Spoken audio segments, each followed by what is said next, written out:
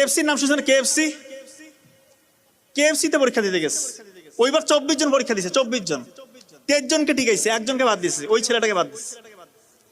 পরে বলে যে একটু পুলিশে দাঁড়াই, পুলিশেও টিকে না, শিক্ষকতা করি, সেখানেও হয় না। কত জায়গায় যে পরীক্ষা দিচ্ছে, কোনো জায়গায় হচ্ছে না।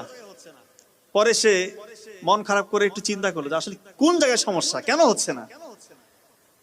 সে পরে অনেকক্ষণ চিন্তাধারা করে দেখলো যে আসলে চাকরি আমার জন্য না, চাকরি আমার জন্য না, আমি উদ্ভাবন করতে পারি, নতুন কিছু দুনিয়াকে দিতে পারি।